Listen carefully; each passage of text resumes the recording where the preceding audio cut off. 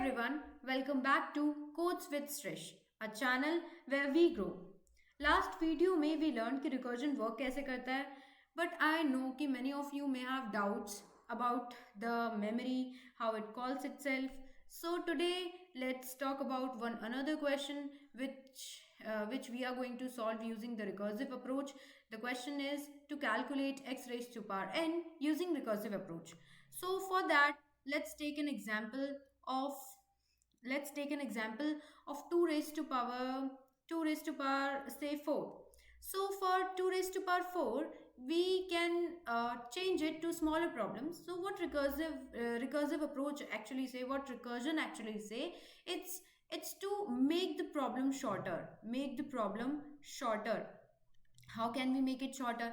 So 2 raised to power 4 can be made shorter कि हम उसको 2 raised to power 2 multiply 2 raised to power 2 में convert कर दें. यानी कि मेरे को 2 raised to power 4 कैलकुलेट करने की जरूरत नहीं है. अगर मैंने उसकी हाफ पावर की मल्टीप्लाई उसके हाफ पावर में कर दी तो भी मेरा काम हो जाएगा. ठीक है, तो 2 raised to power 2, तो 2 raised to power 2 को दोबारा और छोटी प्रॉब्लम में चेंज कर सकते हैं. यानी कि 2 raised to power 2 को उसकी हाफ पावर में मल्टीप्लाई कर दूं, लेकिन उसकी हाफ पावर क्या है? 2 raised to power 1 multiply 2 raised to power 1. तो इसके लिए एक शॉर्टर प्रॉब्लम ये है कि हम 2 raised to power 1 into 2 raised to power 1 calculate कर लें. लेकिन यहाँ पे जो 2 raised to power 1 है, अगर मैं उसको ध्यान से देखूं तो 2 raised to power 1 को जब मैं और छोटी प्रॉब्लम में चेंज करूंगी तो मेरे पास आ जाएगा 2 raised to power, इसका हाफ होता है 2 raised to power 0. इसको जब मैं 2 raised to power 0 से मल्टीप्लाई करूंगी तो मेरे पास आंसर 1 आने वाला है. लेकिन एक्चुअली में 2 raised to power 1 तो 2 होता है, यानी कि मेरे को एक एक्स्ट्रा 2 की मल्टीप्लाई करनी पड़ेगी. अगेन अब मैं इस चीज को अगर मैं 2 raised to power 5 से थोड़ा हम इसको देखते हैं कि अगर हम 2 raised to power 5 कैलकुलेट करना चाहते हैं तो 2 raised to power 5 कैलकुलेट करने के लिए मेरे को क्या कैलकुलेट करना पड़ेगा? 2 raised to power 2 multiply 2 raised to power 2 multiply 2. यानी कि मुझे जब एक ऑड पावर कैलकुलेट करनी है तो मुझे एक एक्स्ट्रा 2 की मल्टीप्लाई करनी पड़ी है. यानी कि अगर मेरे x की पावर n में n अगर मेरा ऑड है तो मेरे को हाफ पावर को हाफ पावर में मल्टीप्लाई करके उसमें एक एक्स्ट्रा x की मल्टीप्लाई करनी पड़ेगी. लेकिन अगर मेरा n इवन है तो हाफ पावर की मल्टीप्लाई करके भी मेरा आंसर आ जाएगा. ठीक है, तो इसके लिए हम एक सूडो कोड लिखते हैं. तो let's write a pseudo code here. So ये let's write a pseudo code.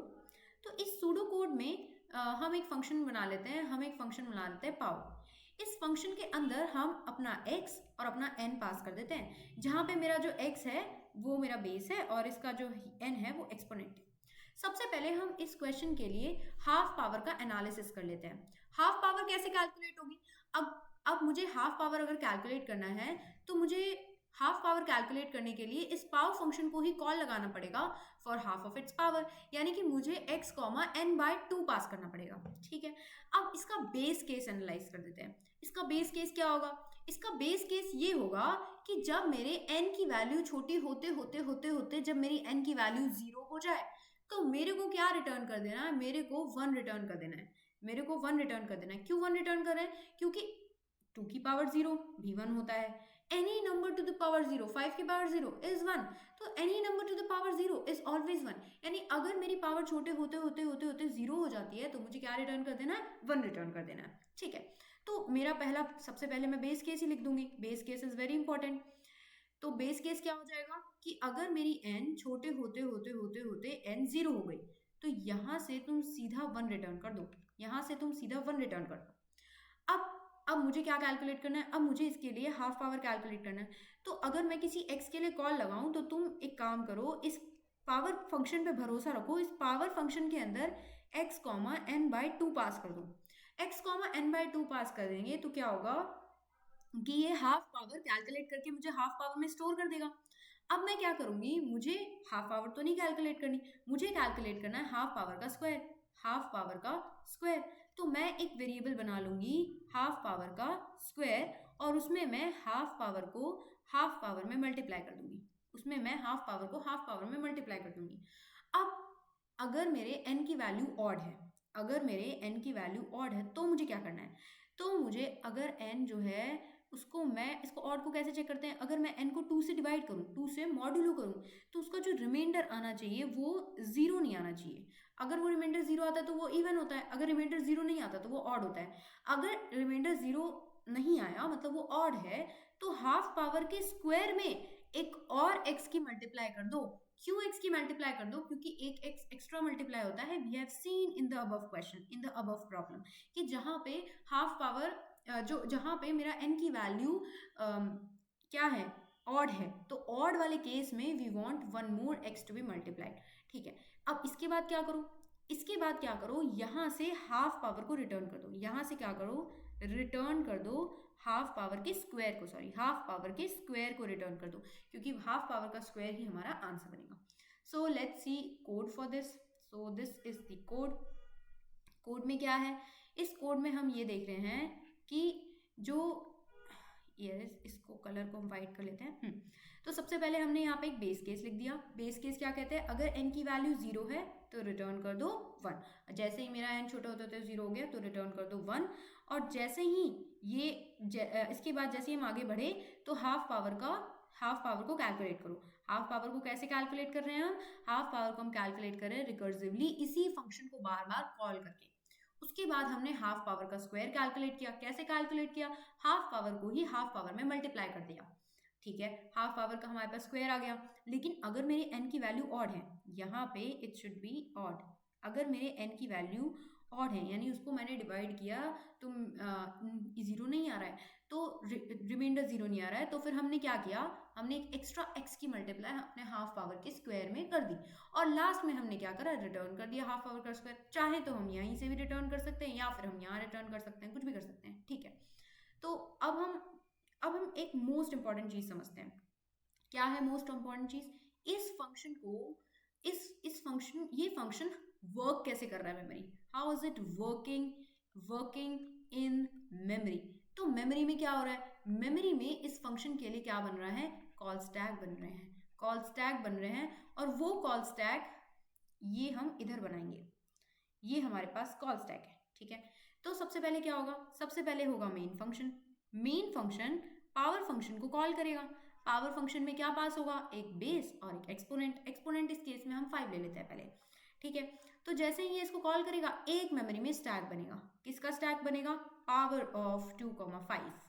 ये जो पावर ऑफ 2,5 है ये कॉल करे, ये सबसे पहले हाफ पावर कैलकुलेट करेगा। कैसे कैलकुलेट करेगा, ये कॉल करेगा पावर ऑफ इसका हाफ। क्या हाफ करेगा इसका, 2,2। अब इसका दोबारा एक कॉल स्टैक बनेगा पावर ऑफ 2,2। ये 2,2 कहेगा नहीं, मुझे तो हाफ पावर कैलकुलेट करके दो। कैसे कैलकुलेट करके दो, फिर से पावर को कॉल लगाओ। कैसे कॉल लगाओ, 2,1 के साथ कॉल लगाओ। 2,1 इसका हाफ है।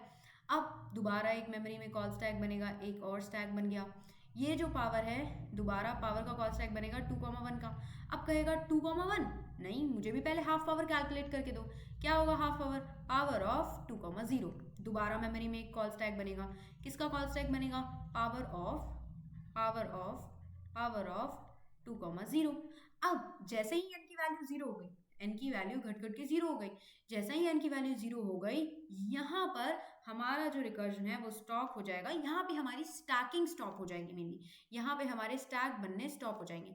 जैसे ही हमारे स्टैक बनने स्टॉप हुए, ये यहाँ से रिटर्न कर देगा 1। ये यहाँ से रिटर्न कर देगा 1। जैसे ये 1 रिटर्न करेगा नीचे की तरफ, वैसे ही क्या होगा, ये वाला जो ऊपर वाला स्टैक है ये हमारी मेमोरी से हट जाएगा। ये हमारी मेमोरी से हट जाएगा, it will get removed from our memory. अब क्या होगा, अब ये यहाँ पे हाफ पावर का स्क्वायर कैलकुलेट करेगा। हाफ पावर का स्क्वायर यहाँ पे 1 हो जाएगा।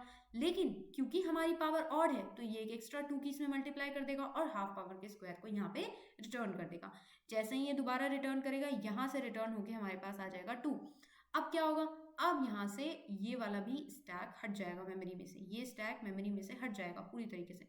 ठीक है, अब क्या होगा, अब हाफ पावर का दोबारा से स्क्वायर कैलकुलेट होगा। हाफ पावर का स्क्वायर क्या होगा, 2 मल्टीप्लाई बाय 2 जो कि हो गया 4। अब ये 4 रिटर्न कर देगा यहाँ पे। 4 जैसा ही रिटर्न करेगा फिर से ये अनस्टैकिंग हो जाएगी, मेमोरी की अनस्टैकिंग हो गई। ये स्टैक दोबारा हट गया मेमोरी से। अब ये स्टैक दोबारा हट गया मेमोरी से। अब क्या होगा, अब नीचे फिर कैलकुलेट होगा। क्या कैलकुलेट होगा, हाफ पावर का स्क्वायर। हाफ पावर का स्क्वायर इस केस में क्या हो जाएगा 4 × 4। लेकिन दोबारा ये इफ कंडीशन चेक करेगा तो दिखेगा अरे 5 तो हमारा ऑड है, तो इसमें एक 2 की और मल्टीप्लाई कर दो, तो क्या हो जाएगा 32 कैलकुलेट हो जाएगा। अब ये जो 32 है ये नीचे वाले स्टैक को, नीचे वाले मेन फंक्शन को रिटर्न कर देगा 32। अगर मैंने इसे प्रिंट कराया होगा तो ये प्रिंट करा देगा, अगर मैंने इसे प्रिंट कराया होगा तो ये मेरे को 32 प्रिंट करा के दे देगा। और ये सारे के सारे स्टैक्स मेमोरी में से दे विल गेट रिमूव्ड और हमारी मेमोरी पूरी की पूरी अनस्टैकिंग हो जाएगी। This is not a magic. People think कि recursion is a magic, this is not something called a magic. इसमें क्या हो रहा है, इसमें सिर्फ स्टैकिंग और अनस्टैकिंग हो रही है। तो अगर आपको ये विजुअल समझ में आया हो, अगर आपको रिकर्जन समझने में और आसानी हुई हो, do give this video a like and subscribe to codes with Srish. Thank you for watching.